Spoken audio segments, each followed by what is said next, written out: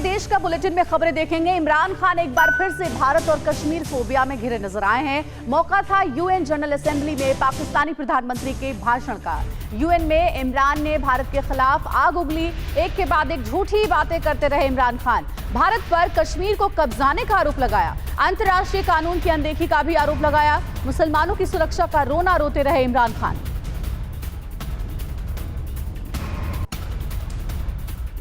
तो इमरान की बौखलाहट उनकी स्पीच में भी साफ साफ नजर आ रही थी। यूएन के मन से इमरान ने एटम बम की धमकी दी। कश्मीर पर एटमी जंग का खतरा, ये कहा इमरान खान ने, भारत ने हमला किया तो हम भी जवाब देंगे, हमला हुआ तो किसी भी हद तक जाएंगे।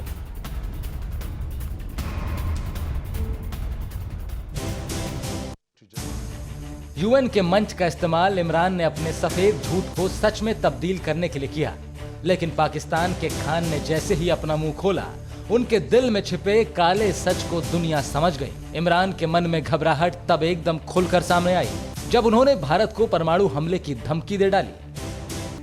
अवैध रूप से हथियाए कश्मीर को बचाने में नाकाम हो रहे इमरान ने भारत पर कश्मीर में कब्जे का आरोप लगाया और हमेशा की तरह इसके लिए राष्ट्रीय स्वयंसेवक संघ पर आरोप मढ़ने का इंटरनेशनल फर्जीवाड़ा किया। इमरान ने यह कहकर मक्कारी में अपने हमसफर चीन के नमक का फर्ज अदा किया कि कुछ देश अंतर्राष्ट्रीय कानूनों और नियमों की अनदेखी कर रहे हैं। जाहिर है इशारा एलएसी की तरफ था और फरेबी खान साहब के निशाने पर इस बार भी भारत ही था। काश इमरान खान चीन में मुसलमानों के साथ जो हो रहा है उसे भी याद कर लिए होते, लेकिन ये कैसे हो सकता है? पाकिस्तान के प्रधानमंत्री की इतनी जुर्रत और हैसियत कहां जो मुसलमानों के असली दुश्मन जिनपिंग के खिलाफ एक लफ्ज भी बोल पाए। ले देकर वही कश्मीर, वही आरएसएस, यानी वही झूठ जो इमरान कई बार दोहरा चुके हैं और जिसे दुनिया बार बार नकार चुकी है। तो सवाल है कि जब दुनिया पाकिस्तान की फितरत को जानती है, फिर भी इमरान झूठ पर झूठ क्यों बोलते चले गए, वो भी यूएन के मंच से।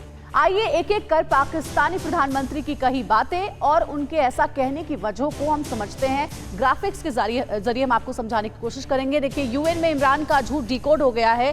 पाक प्रधानमंत्री ने क्या कहा, पहले वो जानिए। कश्मीर में भारतीय कब्जा है, ये उन्होंने अपने बयान में कहा। क्यों कहा? अवैध कब्जे वाले कश्मीर यानी कि पीओके छिनने का खौफ है, और ये बात कई बार जग जाहिर भी हो चुकी है इनके बयानों के जरिए। आगे क्या कहते हैं इमरान खान? कुछ देश अंतर्राष्ट्रीय समझौतों की अनदेखी कर रहे हैं और इसके पीछे की वजह क्या रही? वजह यह कि एलएसी पर मात खा रहे चीन के साथ खड़े होने का दिखावा किया पाकिस्तान ने। आरएसएस भारत में हिंदू एजेंडा चला रहा है। इमरान खान ने यह भी कहा पाकिस्तान में अल्पसंख्यकों पर अत्याचार छुपाने की कोशिश, जिसकी कई तस्वीरें हमने आपको अपनी अलग अलग रिपोर्ट के जरिए दिखाई भी है। पाक पीएम ने और आगे क्या कहा वो भी हम जानते हैं। यूएन में संबोधन चल रहा था इनका और उस दौरान इनके पास सिर्फ कश्मीर का रोने के अलावा और कोई मुद्दा ही नहीं था। अपने देश के बारे में कुछ नहीं बोल रहे थे।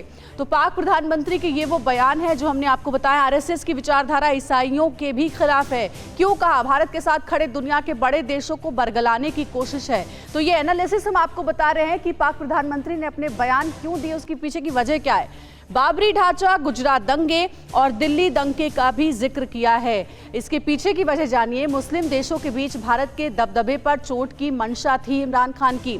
भारत के खिलाफ किसी भी हद तक जाएगा पाकिस्तान, ये अपने संबोधन में कहा इमरान खान ने।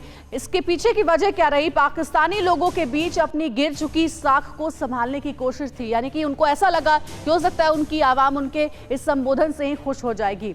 बहरहाल आगे बढ़ रहे हैं। आतंक परस्त पाकिस्तान जब जब सिर उठाता है, हिंदुस्तान उसका सिर कुचलना जानता है और भारत ने ये कई बार साबित भी कर दिया है। पाकिस्तान की कब्जे वाली और भारत का अभिन्न हिस्सा रहा पीओके आज न कल हिंदुस्तान का होकर रहेगा और भारत ने इसकी पूरी तैयारी भी कर ली है। 100 सेकंड में देखिए हमारी इस रिपोर्ट को।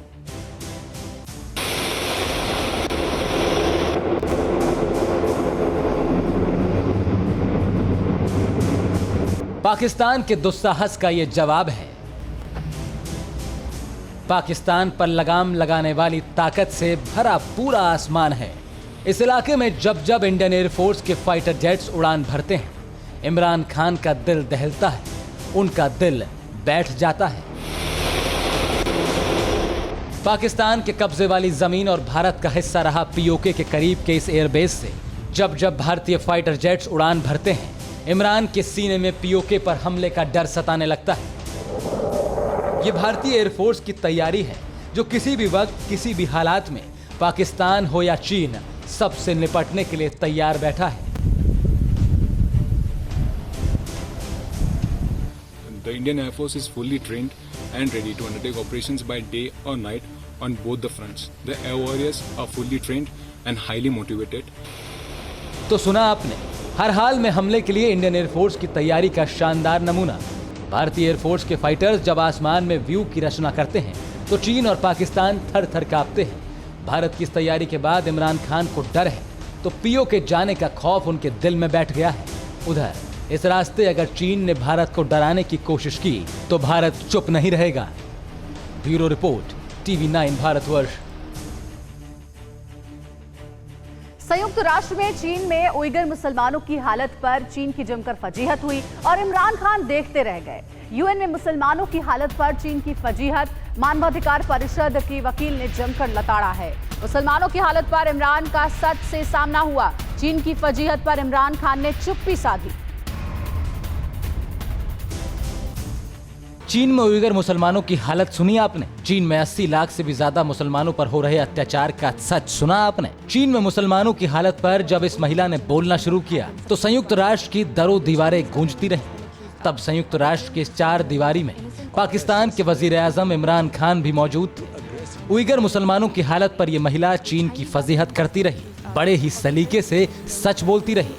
तो मुसलमानों के नाम का रोना धोना करने वाले इमरान खान का भी सच से सामना होता रहा। लेकिन हैरत की बात यह कि इमरान के मुंह से उइगर की दुर्दशा पर चूं तक की आवाज नहीं आई, और आवाज आई तो हिंदुस्तान में मुसलमानों की हालत पर उनका सफेद झूठ। वैसे तो इमरान खान ऐसे बात करते हैं जैसे दुनिया भर के मुसलमानों का ठेका सिर्फ उन्हीं ने उठा रखा हो।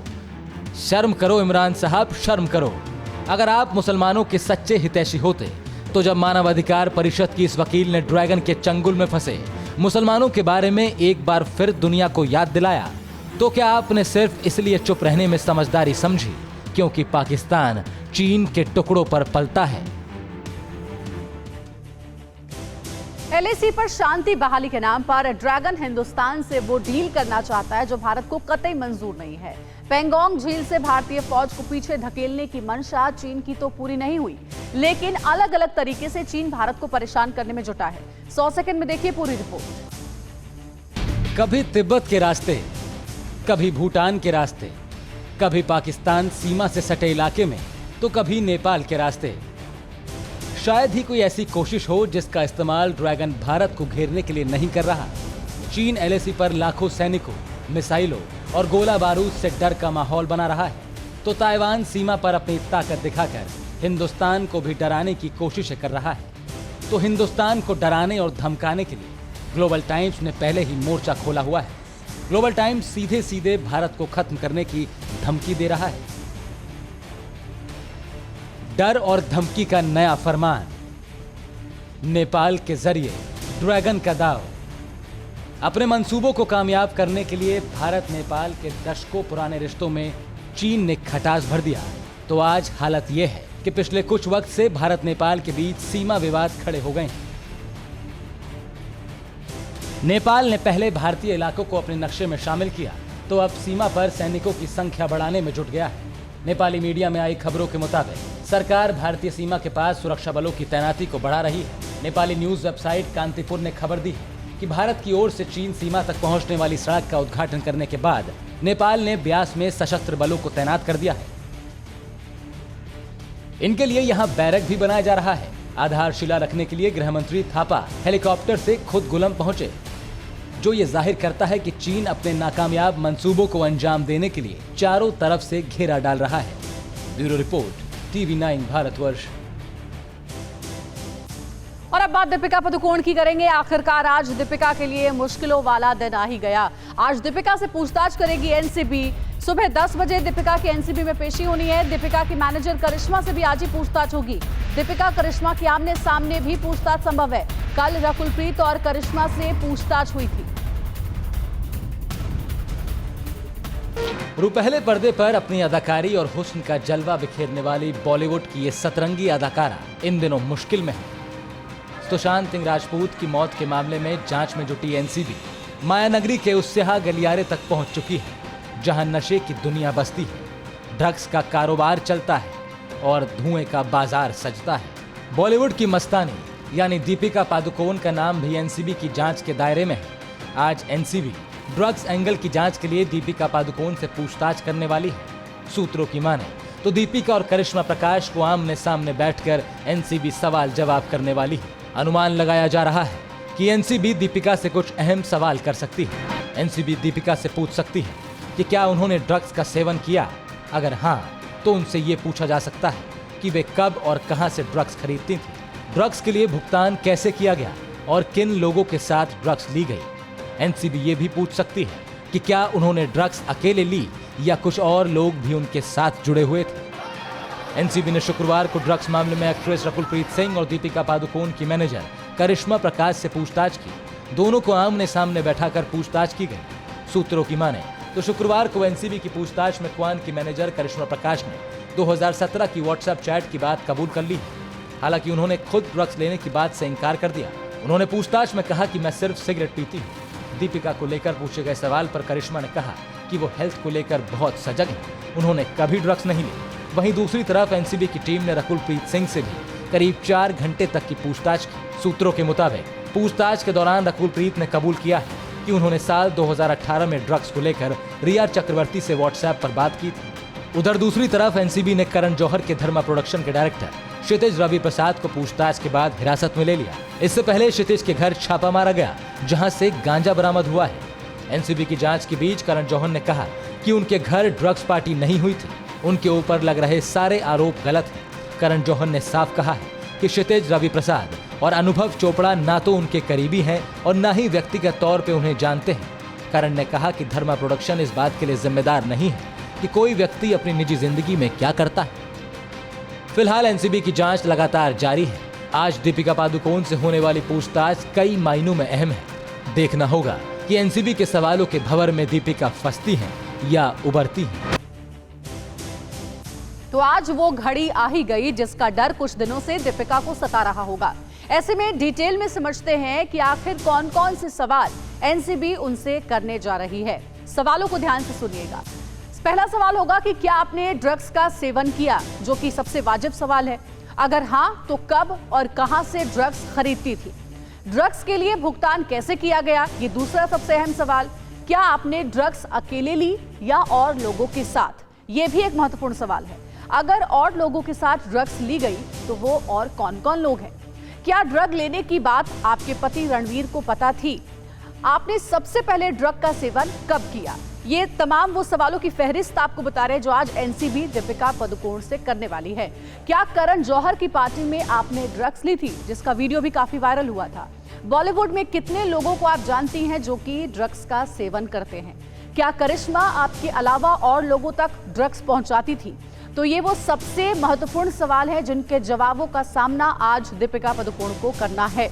आगे बढ़ रहे हैं। रिया से शुरू हुई ड्रग्स की कहानी बड़े बड़ों को अपने चपेट में ले रही है। अब नाम आया है करण जौहर का, और करण जौहर ने इस पर सफाई दी है, जिसमें वो सीधे सीधे इनकार करते हैं इन आरोपों से। ड्रग्स लेने के आरोपों से मुकर गए करण जौहर। ड्रग्स पार्टी आयोजित करने की बातों को भी झूठा बताया है। न ड्रग्स लेता हूं, न मैं बढ़ावा देता हूं। क्षितिज और अनुभव चोपड़ा से करण ने किनारा कर लिया है।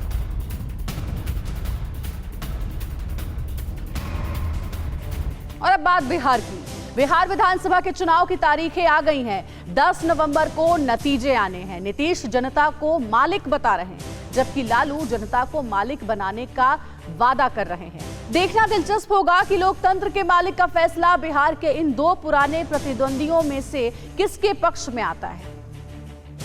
रणभूमि तैयार है और अब तो चुनावी समर की तारीख भी आ गई है। 28 अक्टूबर, 3 नवंबर और 7 नवंबर को बिहार के लोग अपने मन की बात कहेंगे, जबकि 10 नवंबर को नेतागणों को जनता का फाइनल फैसला सुनने का सौभाग्य मिलेगा, यानी नतीजे आएंगे। हमारे लिए चुनाव कोई चुनौती है ही नहीं। जनता मालिक है, वो जो भी निर्णय लेगी उनके हाथ में है। हमारा काम सेवा करना। ठीक ही तो कहा नीतीश बाबू ने, जनता मालिक है और मालिक के फैसले का वक्त आ गया है। लेकिन सच तो यह भी है कि यही जनता सालों साल से इसी बात के तो इंतजार में है कि अपना बिहार रोजगार से लेकर तमाम दूसरे मोर्चों पर स्वावलंबी कब बनेगा। शंखनाद के साथ ही जेल में बंद पुराने राजा ने भी हुंकार भरी। रांची से लालू का ट्वीट आया, उठो बिहार, करो तैयारी, जनता का शासन अब की बारी, बिहार में बदलाव होगा, अफसर राज खत्म होगा, अब जनता का राज होगा। ठीक ही कहा आपने लालू जी, बिहार की जनता तो तैयारी किए ही बैठी होगी। अब ये तो नहीं पता कि जनता का राज कब आएगा, लेकिन बिहार में बदलाव होगा या नहीं, ये तो इस पर निर्भर करेगा कि आपके सुपुत्रों को लेकर बिहार वासियों के अंदर भरोसा कितना है। बहरहाल पार्टियां फिलहाल तो अपने गठबंधनों के भीतर ही लड़ रही हैं। यकीनन अगले करीब 1 महीने बिहार के लोग अब विरोधी पार्टियों के बीच द्वंद्व के तमाम ऐतिहासिक लम्हे देख सकेंगे। बाकी रही इनके राजकाज की बात, तो उसके बारे में कहां किसी को कोई मुगालता बचा है। Bureau report, TV9 Bharatvarsh. कुछ वक्त पहले तक नीतीश को टारगेट करने वाले गिरिराज सिंह अब उन पर टीका टिप्पणी नहीं करते हैं। बिहार चुनाव के ऐलान के बाद TV9 भारतवर्ष ने जब गिरिराज सिंह से बात की तो उन्होंने इस बात से साफ इनकार कर दिया कि वो भी सीएम की रेस में हो सकते हैं। बिहार चुनाव का ऐलान हो चुका है, ऐसे में सवाल यह है कि भारतीय जनता पार्टी कितनी तैयार है। हमारे साथ भाजपा के वरिष्ठ नेता केंद्रीय मंत्री गिरिराज सिंह जी मौजूद हैं। ये एक व्यवस्था है लोकतंत्र का, और राजनीतिक दल हम तो हर समय तैयार रहते हैं। महागठबंधन यानी कि एनडीए का भी स्वरूप तय नहीं है, तो आप लोजपा आपके साथ रहेंगे, चिराग पासवान गलतफहमी में न रहें। एनडीए चट्टान की तरह एक है और 2010 से अधिक सीटों से हम जीते। चट्टान का एक पत्थर जो है वो लगातार सरकार पर हमलावर है, मुख्यमंत्री पर हमलावर है। उनके नेतृत्व में आप चुनाव लड़ रहे हैं और तेजस्वी चिराग पासवान लगातार न सिर्फ सरकार पर बल्कि मुख्यमंत्री नीतीश कुमार पर व्यक्तिगत रूप से भी हमलावर। चलिए आप देखते चलिए और आगे भी देखते चलिएगा। एनडीए एक है, एक रहेगा। इसके पहले चुनाव में भी देखा गया है बिहार का मुख्यमंत्री कैसा हो, गिरिराज सिंह जैसा हो, इस तरह के नारे भी लगते रहे हैं। मैं निवेदन करूंगा ये नारे ना लगाएं। मेरा मकसद तो बहुत पूरा हो गया। मैं तो यही करते करते आया था, जहां हुए बलिदान मुखर्जी वो कश्मीर हमारा है। तो 370 धारा हट गया, एक देश एक कानून बनने के रास्ते प्रशस्त हो गए। राम मंदिर कोर्ट ने दे दिया आदेश, हमारे प्रधानमंत्री ने शिलान्यास कर दिया। अब मेरा केवल जनसंख्या नियंत्रण कानून, और मुझे अब राजनीति में कोई लेना देना नहीं। कैमरामैन कुणाल के साथ रुपेश कुमार, TV9 भारतवर्ष, पटना। अगली खबर का रुख कर रहे हैं। निजी स्कूल अगर फीस को लेकर मनमानी करे तो आप क्या करेंगे? जो भी करें, लेकिन अगर आप मध्य प्रदेश में हैं तो सरकार से दखल की उम्मीद ना करें, क्योंकि शिवराज सिंह की कैबिनेट मंत्री उषा ठाकुर का समाधान सुनकर आप परेशान ही ज्यादा होंगे।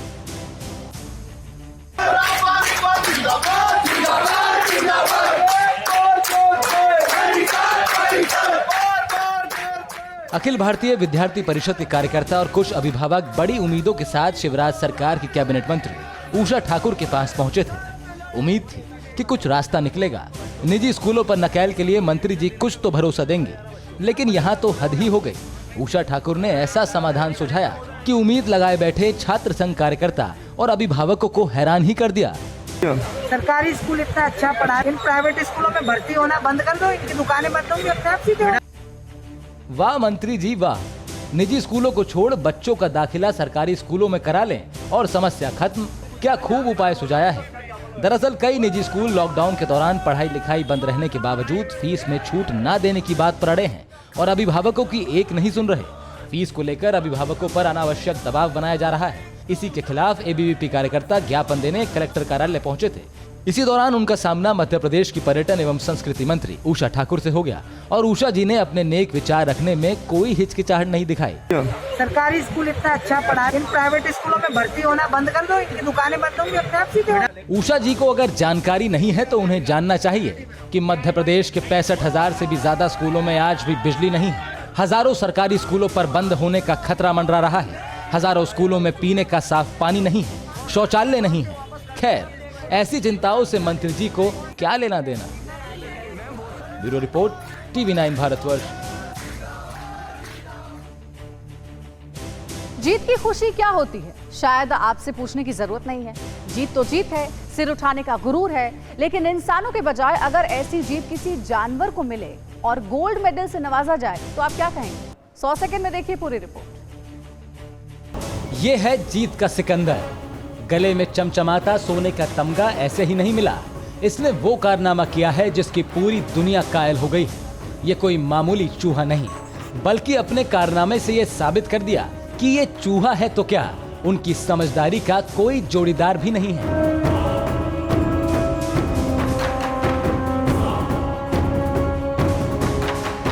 सबसे पहले इस अफ्रीकी नस्ल के विशाल चूहे की बहादुरी के किस्से सुनिए। चूहे का नाम है मागावा। अपने सूंघने की क्षमता से 39 बारूदी सुरंगों का पता लगा लिया।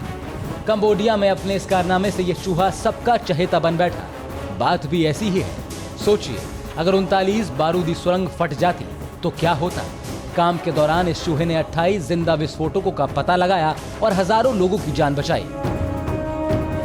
मागावा को इस काम के लिए चैरिटी संस्था APOPO ने प्रशिक्षित किया था। इस चैरिटी ने बताया कि मागावा ने अपने काम से कंबोडिया में 20 फुटबॉल मैदानों के बराबर के क्षेत्र को बारूदी सुरंगों और विस्फोटकों से मुक्त किया है। इन चूहों को चैरिटी संस्था APOPO ट्रेन करती है। ये संस्था बेल्जियम में रजिस्टर्ड है और अफ्रीकी देश तंजानिया में काम करती है। ये संस्था 1990 से ही मागावा जैसे विशाल चूहों को ट्रेनिंग दे रही है। एक चूहे को ट्रेनिंग देने में इस संस्थान को 1 साल का समय लगता है। इसके बाद उस चूहे को हीरो रैट की उपाधि दी जाती है। पूरी तरह ट्रेन और प्रमाणित होने के बाद ये चूहे स्निफर डॉग की तरह काम करते हैं।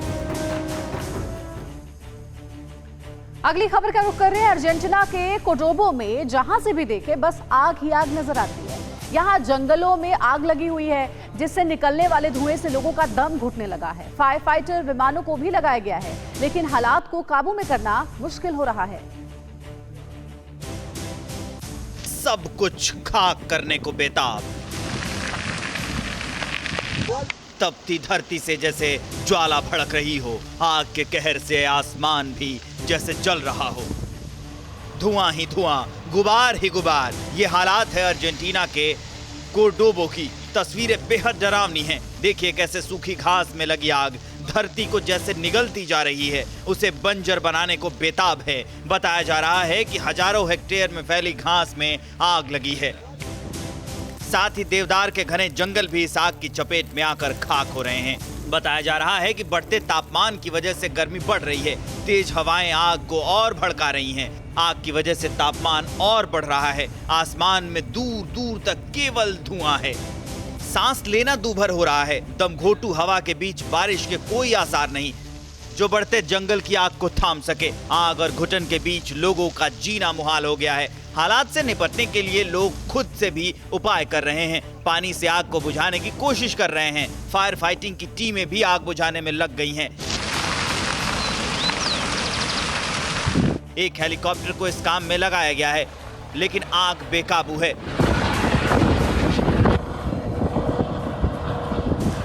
ताजा हालात ये हैं कि ये आग अब पनीला शहर से आगे बढ़ चली है। खबर है कि पनीला से सटे 9 शहरों तक ये आग फैल चुकी है।